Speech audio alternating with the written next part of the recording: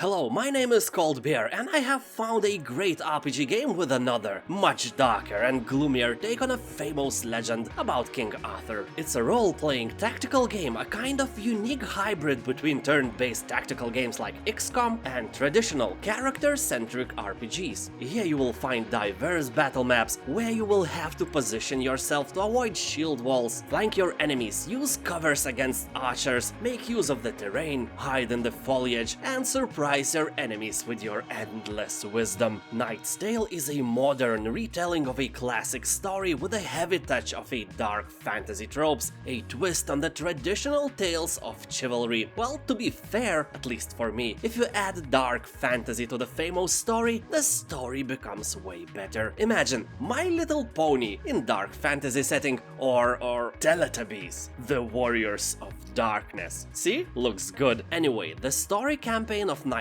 Tale puts a huge emphasis on moral choices, which have significant consequences in a roguelite structure. This adds extra tension to the tactical and management decisions, meaning that your characters are expendable, and if they die, they will stay dead forever. Here you will play as Sir Mordred, the nemesis of King Arthur, the former Black Knight of the Grim Tales. You killed King Arthur, but with his dying breath, he struck you down. You both died, and yet you both live. Wait, what? Blame the Lady of the Lake, the ruler of the mythical island of Avalon, brought you back to end a true nightmare. She wants you to go on a knightly quest. She wants you to finish what you have begun, kill King Arthur, or whatever he has become after she took his dying vessel to Avalon. This story is crazy. You and Arthur killed each other, then Lady of the Lake resurrected you and ordered to kill each other again? I don't even...